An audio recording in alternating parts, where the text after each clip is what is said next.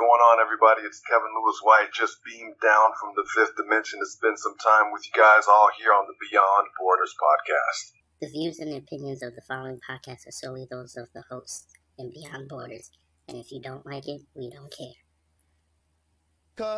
Did LA give up too much to get a guy who has been labeled soft? Is that a trick question? You tell me. They gave up Kwame Brown. Two Who first cares? rounders. I could care less. Into his salary. More importantly, Kwame Brown is gone. The City of Angels, Hollywood, just should be celebrated. Throw a parade already, whether you win a championship or not. This man was a bona fide scrub. He can't play. The only thing you motherfuckers do every day is talk shit about black men. We gonna stop that shit. We gonna stop that. You fucking with these people's livelihood. You fucking with people's children and their ability to move around this world. Well, not mine, God. Ladies and gentlemen, we got to appreciate Kwame Brown right now. It's Kwame Brown Appreciation Day. Good evening, good afternoon, good morning, wherever you are. Thank you for listening. Keep rapping. Kwame Brown is the GOAT. If you are black and been under a rock, oh my God. I spent the last 3 days going off. It ain't no fun when the rabbit got the gun. I'm going to make this quick. Let's see if I can go 10 minutes. I just want to do this because before we start, I apologize for not having to show up Tuesday. Some things came up at home and I couldn't record, but now I'm freshly full from eating something. Nice shower. I relaxed.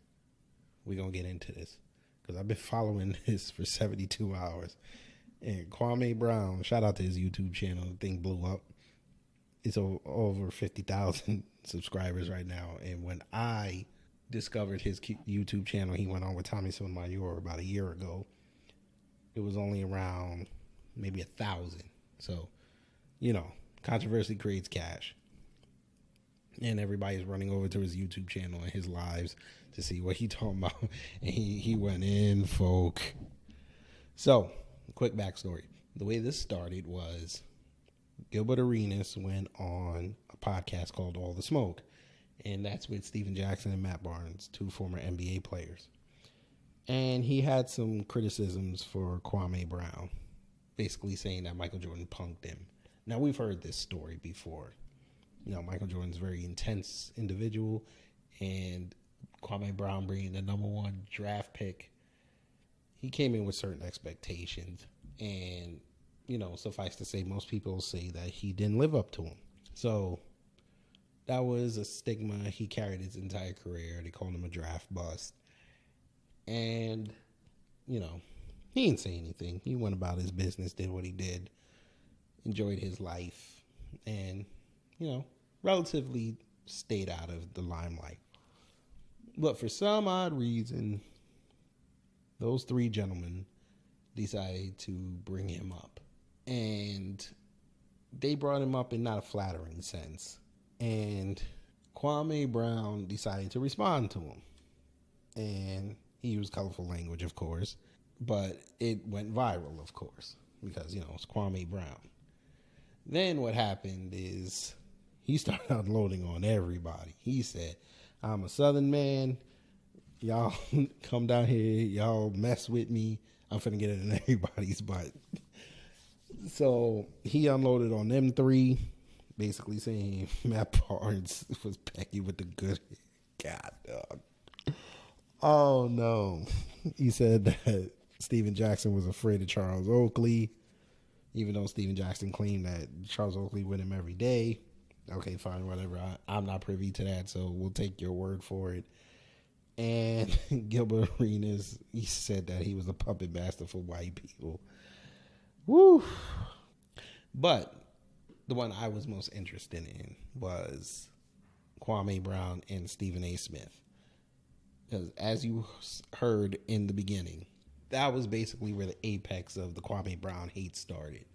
Stephen A. Smith, when Kwame Brown got traded out of L.A. for Pau Gasol, Stephen A. Smith basically said L.A. was better off without Kwame Brown. which would have been funny as hell too, because if the Lakers would have won the chip in 2008, the year that Kwame got traded, Kwame Brown would be an NBA champion. But, that's the business of the NBA. But basically, Stephen A. Smith would get to calling Kwame Brown. He used to do that to a lot of the players that were not good in his eyes. So he must have said something else. I was trying to find the clip. I don't remember what Stephen A. Smith said. But Kwame Brown said, come beat me in Seattle so we could fight. And apparently Seattle, you don't need a waiver to go hand to hand. So he said, come beat me in Seattle. God, dog. Then Stephen A. Smith had said, you know what? Let's leave Kwame Brown alone. He has a right to defend himself. But this is what I really wanted to talk about before I get up out of here. Now, shout out to Kwame Brown. Because, it's never, like I said, it's never fun to get when the rabbits got the gun. But, black man, this pertains to us. All this disrespect we keep showing each other, we got to knock this stuff off. We got enough problems out here just trying to survive as black men. I don't understand why black men get a platform and decide to trash other black men. Now, the way Kwame talks, he sounds very conservative, very family-oriented. He's not with the disrespect, as most men should not be. But apparently I'm hearing that dudes are inviting each other to, suck their dick and all this. I'm not with that. That stuff, that has no place. And it's kind of annoying to keep hearing that. As black men, we saying this to each other. Enough is enough.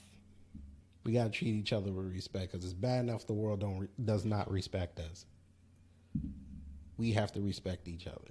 We can be disagreeable, but not be violently disagreeable. Shout out to Dr. David Carroll. So that's my word to black men. But before I go, also, one other thing. We, as black people, grew up in an age where, people my age, we grew up in an era where you stayed out of business that was not intended for you or did not involve you. So Jemele Hill, that woke, whatever she wants, I don't know what she's doing nowadays. I guess she's writing for Vice or whatever. Bless her heart. Go make your money. But the simple fact that she jumped into this, Kwame, you're the man for that. Because he checked her perfectly. You don't get in business that does not involve you. That causes problems. And I know he wanted to just berate her, but, he knew what was going to come if he would have attacked a black woman. So he did it in the most professional way he could. So shout out to him. But folk, black men, we got to stop doing this. We can have opinions on everything, but when it goes out of line, that's when you got to say, you know what, let me fall back. Now, Kwame, you shouldn't have fell back.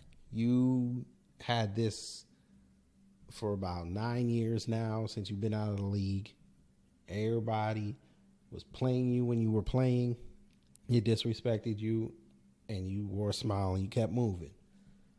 So you decided to have your rabbit with the gun moment. Respect to that. But all this other stuff, I'm not even going to address the Charlemagne stuff, because they say he didn't do it. Kwame alleges he did it. I'm not touching it. That's gossip. I'm good. There's a lesson to be learned here, and that's a whole separate deal that I don't want to touch. So the lesson here is, black men, we need to start having discussions amongst ourselves saying we can't have this because the whole world's looking at us and we look like buffoons out here. So in short, you ain't got nothing nice to say, leave people alone. Because the rabbit might come out the hole with 12 gauge and put 2 between your eyes. And we don't need another black person dead over some words. I want to thank y'all for joining me. This is a quick podcast. We're going to be back on Sunday. Rose and I. It's going to be fun. Take care. Stay safe. Wear your mask and get your supplies unless you know the states that are lifting the mandates. I'm out.